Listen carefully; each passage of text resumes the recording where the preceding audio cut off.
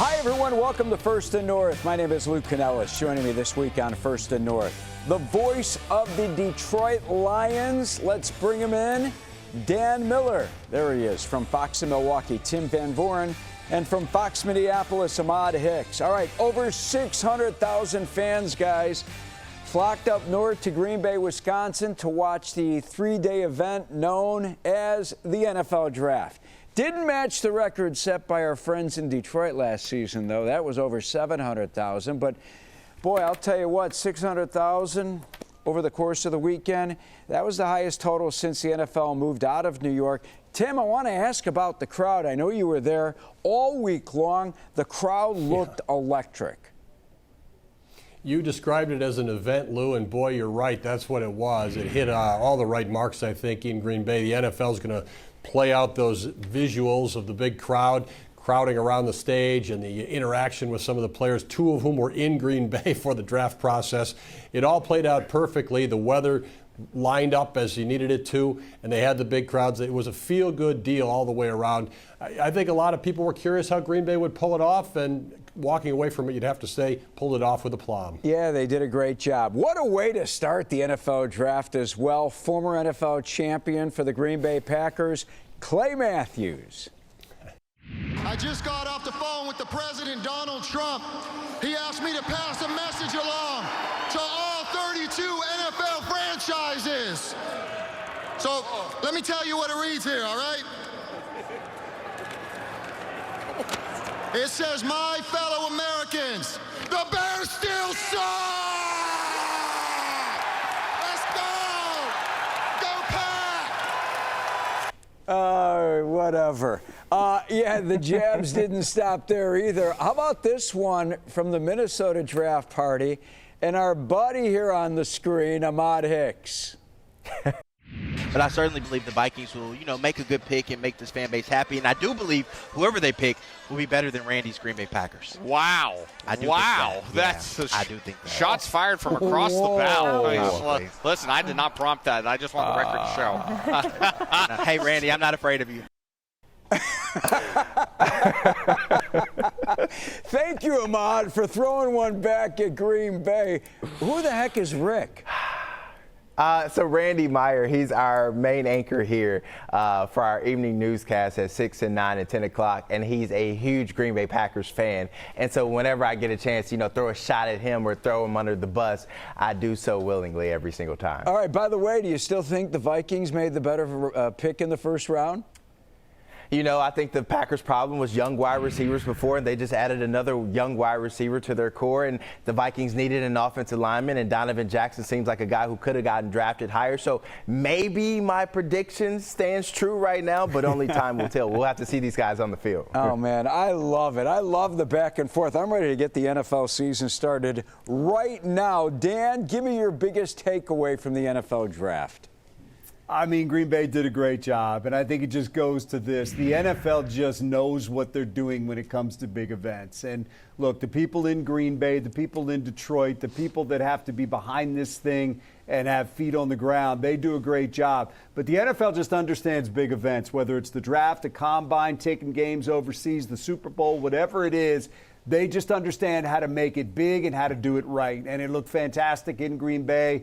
It will look fantastic wherever it goes from here. It's one of the biggest events in sports, and I think the NFL has built a proper vehicle around it. It's a great weekend that gives fans what they live for in what we do every day, guys, and that's hope. Hope that their team is going to get better. Hope that the player that they select is going to help their team down the line. And it's just a really cool process, and it's been pretty incredible, guys. We remember what it was like, Lou, especially you and me, when we were younger, and we didn't even know who our teams took until the next morning when you read it in the paper. But it's just such a huge thing now. You better throw Tim in there as well, because Tim's with us when it comes to age. I thought we were older than Tim. I don't know. Hey, you talk about giving us hope, and listen to the young guy laughing over there, Mr. Hicks. I want to talk about the Bears for a second, because Bears had the 10th pick. I called it on our Bears Draft Live show before the draft from Soldier Field. And I think if none of those guys are there, the Bears are trading the pick, going to select between 12 and 20, and will take Colston Loveland. Oh, wow, okay. Colston Loveland. They didn't have to trade the pick, and we're learning more and more now since that first round that there were a number of teams trying to trade up to grab Loveland. Hey, at the NFL owners meetings, and I had a chance to talk with Dan Miller, I sat down, talked with Ben Johnson. I could feel this guy's influence on the draft, just talking to him at the NFL owners meetings. And Dan told me, and Dan spent a lot of time with him in Detroit, he thought that Ashton Jeanty would be the guy if he was still there. If the offensive lineman, Jeanty, Mason Graham, I felt if they were all off the board, I thought the next best player was Colston Loveland, not Tyler Warren. Loveland is a better fit for Johnson in this Bears offense and their needs.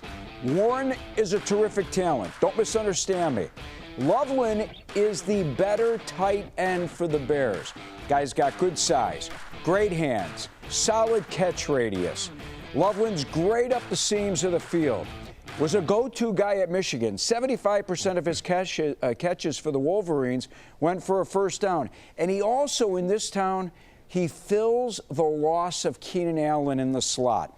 They were able to snag Luther Burden, the third in the second round, the Bears were. So he'll play the slot, but they weren't sure at that time when they selected Loveland. Loveland helps fill Allen's loss. And say what you want about Keenan Allen last year in this town. The guy had 70 catches, 700 yards, and 7 touchdowns. Now, next on the draft list was Green Bay. Ended their 23-year drought of drafting a wide receiver in the first round. Listen up. With the 23rd pick in the 2025 NFL Draft, the 13-time world champion Green Bay Packers, for the first time since 2002, draft a wide receiver. Listen to this crowd. Oh, baby. Matthew Golden, wide receiver, Texas. And he's here. I've got to be honest, Tim, no matter how much I cannot stand the Packers, I thought it was a great moment for Murphy, Packers fans, and especially Golden, who was there at the draft and walked out to that sea of green and yellow. What was that like? He says he'll never forget it. How could you, right? You're going to have your dreams realized going somewhere in the NFL, and then you're there and you get that response. You're a young kid. You played at University of Houston, then University of Texas, and now you're drafted as a player that the Packers fans clearly, desperately wanted a wide receiver. They've been waiting for that pick, and Mark Murphy delivered it beautifully. The timing, the smile, it all clicked right on the button. And then Matthew Golden, who had been in Green Bay the last few days and had been interacting with people, was able to go out there and be celebrated with Packer fans and by Packer fans. It was pretty cool. And, of course, his Texas teammate was also there, Barron Sorrell, who later got picked by the Packers. So 2 teammates coming in. They were both in Green Bay for the event. It was really cool. And Murphy gets credit, too, for the draft and how he delivered that story right off the top. You know, I should tell you, Lou, I know you'd appreciate this. I ran into Clay Mathews, I guess it was Wednesday night, the night before the draft. First he said, what are you hanging out in random parking lots? So, I mean, Clay was giving it to me right off. But then he said, I'm going to say something, get the Bears fans going tomorrow night. He certainly did. Oh, he sure did. That's for sure. Vikings had to follow up that pick. Everyone from Minnesota pleading to the front office, Ahmad, to address the offensive line, and they did. Yes, finally, because I think we just saw what happened in the postseason last year versus the Rams, where they got beat up. It didn't matter who played quarterback. They could not keep Sam Darnold upright in that pocket. They could not give Aaron Jones enough lanes to run through. So one thing Kevin O'Connell said right after that game, we're going to address our interior of the offensive line, and they did. They went out and spent over $100 million in interior offensive linemen, and I think the cherry on the top was adding Donovan Jackson coming out of Ohio State. He's one of these big guys, proved himself at the guard position, but also had a slide out to left tackle last season, and he proved himself there. So he's a very versatile guy. Didn't give up any sacks after moving over to left tackle. So that shows you he can get the job done going up against some of the elite pass rushers or against some of the stronger guys on the inside. So I think he fits the mold of what they're trying to build here in Minnesota. And I think we all know, thanks to the Detroit Lions, you can't win without having a good defensive line and a good offensive line. And I think that's what the Vikings try to continue doing this offseason, was building to that interior front. Yeah, we're all following that Lions model of success. Dan, all the mocks had the Lions going with defense, and sure enough, Brad Holmes delivered, didn't he? Yeah, and maybe widen that out a little bit. I think the mocks just had them going big, either interior offensive lineman, interior defensive lineman, or an edge, and that's exactly what they ended up doing. And it looked like in this draft that best player available on their board would match up with that need, because they do have a need at interior offensive line, which is why they drafted 2 guards. Do have a need at interior on the defensive line, because Aleem McNeil's not going to be ready to go at the start of next season. So Tyleik Williams may be a little bit off the board for some people, regarded by some as a second-round draft pick. But if you have followed Brad Holmes and you have followed this team, his board is his board, and that is what he goes by. And he talks constantly about conviction on players, and they had it for this kid. I talked to Kelvin Shepard, their defensive coordinator, and he told me this was the first time since he moved into this role that he kind of had to look at everything on the defense. And he said as soon as he saw this kid, he went down to Brad Holmes' office and he said, I think I found my guy. I talked to Dan Campbell, grinning ear to ear, and Brad Holmes just loves this kid. He comes in already as a run stopper, one of the best in this draft. That's something the Lions have excelled at the last 2 years, so he'll up there right away. Upside in terms of the pass rush, they believe. Didn't have eye-popping pass rushing numbers from the inside at Ohio State. Sometimes it's hard to do that. But look, they believe that he can find that. They love his feet. They say he reminds them a lot of Aleem McNeil. So look, it's a position of need. It's a guy they really like, and I think they're thrilled to have Tyleik Williams here in Detroit. All right, guys, stand by. We need to take a timeout. When we come back, we're going to go through the rest of the picks in the draft as we return here on First and North. Dr. Larson has no recollection of the last 8 years. Doc is TV's best new medical drama. I need to know. And you can watch it anytime. I will be a doctor again. Doc, all new Tuesdays on Fox, and watch anytime on Hulu. All right, welcome back to First and North. Lou Canellis at our Fox 32 studios in Chicago.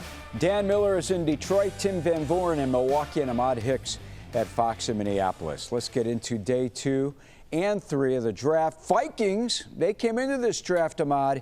They had the fewest picks of any team out there. Made a couple of trades, ended up with 5 selections. Who do you think we should watch out for from Minnesota now?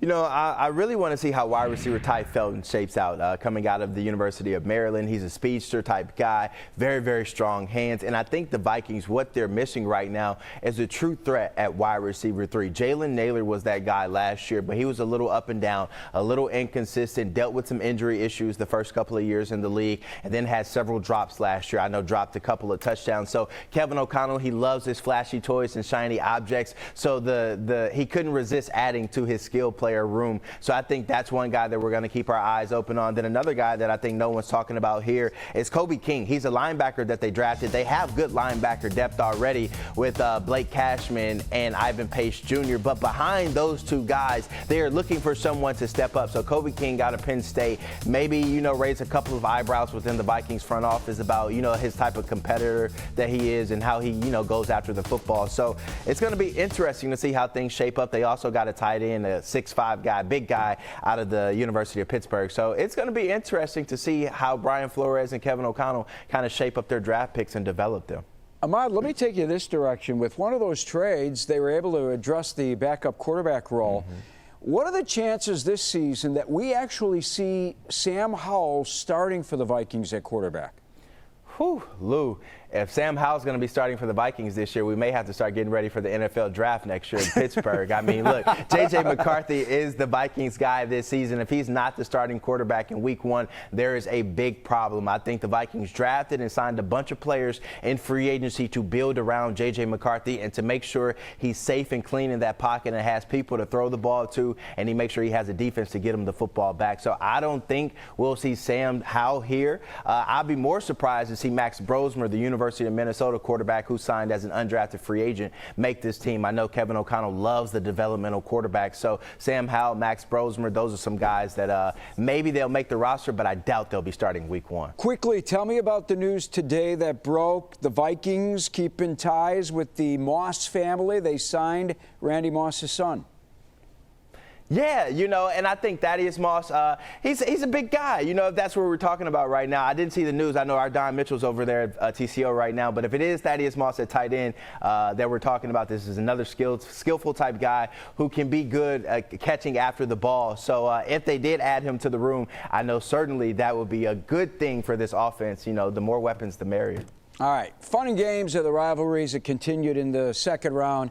This might have been my favorite part. WWE superstar, big Bears fan, Seth Rollins. Boy, he got that lathered up Green Bay crowd going when he announced the Bears' second round pick. I know y'all mad because championship gold looks good on the blue and orange. But in all seriousness, Green Bay, we are in the shadow of Lambeau Field. And I love Lambeau Field because the king of the North, the best quarterback in the NFC North, Caleb Williams, is undefeated at Lambeau Field. Oh, what a great moment. I love it. Bears drafted tackle Ozzie Trapillo out of Boston College. Boy, this is an amazing stat. I don't know if either of you guys saw it. 0 penalties for Trapillo on 772 snaps. I mean, I've done nothing but see offsides penalties by this offensive line for the last few years. I can't wait to get him on that line. Here's a look at the rest of the Bears draft class. Luther Burden III, we talked about. Linebacker Ruben Hippolyte, Zay Frazier, lengthy cornerback Lucas Newman, also Kyle Monengai. And do you guys remember that Bears-Panthers trade from the 2023 NFL Draft, the trade that just kept giving? Well, guess what? It's now complete. The selection of Burden finished it off. There are the names the Bears got in return. Maybe the draft, the best draft in Chicago history is what I'll say. I mean, I don't remember any trade ever delivering like that trade did for the Bears. Dan, I want to bring you back. 4 of the Lions' first 5 picks were on the line of scrimmage, 2 D linemen. And despite having the best offensive line in the NFL, boy, Brad Holmes doubles down and he takes 2 more offensive linemen at this draft. How about it? Yeah, look, that is what this team is built around. And you've got all these big contracts coming up. So to be able to draft a Tate Ratledge and a Miles Frazier, both highly regarded interior offensive linemen in this draft, I think gives them now, along with Christian Mahogany, 3 guys that you can look at that can take over on the interior for the Lions. They lost Kevin Zeitler to free agency. Graham Glasgow did not have his best season last year, getting a little bit up there in age. Still provides them with a veteran presence there and great depth behind Frank Ragnow at center. But I think they feel good about amassing some talent in the middle of that offensive line. I think Isaac Tesla is an interesting guy. They gave up a ton to get him. 2 future number 3s with 2 future number 6s coming back to move up 32 spots and draft a receiver out of Arkansas. Brad Holmes said it was his favorite receiver in the draft. He's a big guy, 6'4", that runs under a 4.5. Didn't have eye-popping stats, but as Brad Holmes said, made a play every time they gave him an opportunity to do it at Arkansas. I think if there's a story to watch, one of the really cool stories in this draft, Ahmed Hassanian, the defensive end they took out of Boise State. Here's a guy that only started playing football at 19 when he came to this country from Egypt. He was watching football on TV. He saw Aaron Donald. He said, what high school does he go to? I want to go there. So that's kind of the guy who didn't know much about football, but all of a sudden he was putting up really nice stats at Boise State. Still has a long way to go, but the physical tools are there. It's a great story. The Lions love what he brings in terms of intangibles and the opportunity to maybe become something more than they got on draft day. So a lot of really cool stories in there. We'll see what happens from here. Look, everybody should feel good about what they got. Now we get to see what these guys bring. Dan, give me a quick thought on the Lions making former Illinois star, NFL All-Pro safety Kirby Joseph, now the highest paid safety in the league. He's the latest, and that's what happens. Look, Kirby led the NFL in interceptions last year. He had 4 in each of his first 2 years. When they drafted him, they talked about his ball skills.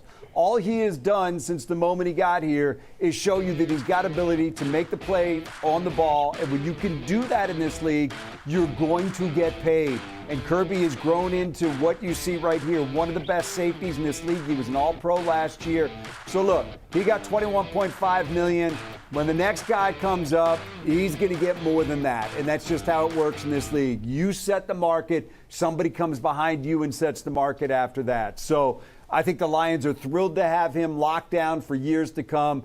But, you know, these days, money just means agents did the right job for their players, and that's what happened here. Hey, Tim, Packers used 5 of their 8 picks on the line of scrimmage. How about the 4th rounder out of Texas? You like him? Well, he made a great impression over the weekend. He was the player who was also at the draft, like Matthew Golden, came out of the University of Texas, kind of hung around. Literally, when he was there, you're thinking, come on, this is too much of a story. But the Packers truly did not know he was there. He was on hand. Matt LaFleur was saying when Roger Goodell came out and said, this person is here for this pick. He thought there was going to be somebody announcing the pick.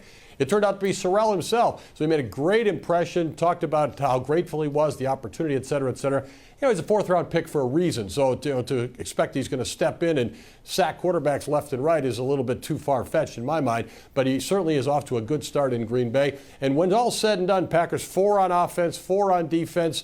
They probably can be a little more creative on offense with some of the players they went for. You got Matthew Golden, who can just fly, fastest wide receiver out there in the class. Tyleik Williams is a bigger gadget-type wide receiver. So I thought the offense lacked some creativity last year. These are players who could give Matt LaFleur a little bit more to work with. And I'll tell you what, wide receivers currently on the roster are put on notice with these 2 picks in the first 87 overall. Offensive line as well. The Packers thought they had, at least the guys, I think, thought they had 6 or 7 pretty stalwart guys. You go for a 2nd-round pick, that puts everybody else on notice in that room as well. Yeah, competition is good. Last 30 seconds, a source told ESPN today Jair Alexander could still play for the Packers this season. You buying that story? I'm buying it because he's still on the roster. I would still lean to he's not going to be in Green Bay, but they didn't do much to address the cornerback position in the offseason. Just a late-round pick and no free agents there other than Nate Hobbs from the Raiders. All right, we will watch and see. We need to take our final timeout. Back right after this. Stroopstork is known for cheese, laundry, and bowling.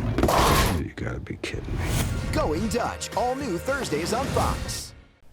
Welcome back to First and North. Final segment. We all know Ben Johnson's introductory press conference calling out Matt LaFleur, head coach of the Packers. Well, is there bad blood in the NFC North? LaFleur answered. Do you have beef with Coach Johnson? I was waiting for this. I don't know Ben Johnson. So do you have beef? Do I have beef? I don't know Ben Johnson. I respect him as a football coach. He did a nice job. Yeah, but do we not feeling the same thing right now? Yeah, well, yeah. But if you don't know him, why is it tight in here? It's not tight. I'm not tight. I thought it was interesting. What was interesting? I thought the press conference was interesting, but I don't have beef with him. I don't get all into that stuff. I thought it was. But you'll harness it. But he'll see the eye emojis after a win. You'll send. I don't have his number, so that won't happen. You gonna Jim Harbaugh him after a game? No, I would never do that. Do you have the strength to do that? I don't know. Probably not. Apparently not. What do you think, Tim? You know LaFleur better than any of us. Is he upset? I don't think he's upset. I think he was genuinely confused by it. I know that was his initial reaction, and I will say he's noted it. Let's put it that way. How about it, Ahmad? Can the Bears offend anyone else in the division? We haven't gone after the Vikings yet. Look, bring on the beef. There's too much friends, in pro sports nowadays. Everyone wants to be buddy-buddy. Let's have some enemies. It makes the game a little bit better, I agree. And I know you guys in Detroit can't stand the Bears right now, Dan. That will not be forgotten. Trust me. That will not be forgotten. You guys are the best. Great show as always for Dan, Tim, and Ahmad. Great work. And my NFC North crew here in studio at Fox 32 Chicago. I'm Lou Canellis. Thanks for watching. Can't wait to see you next week here on First and North.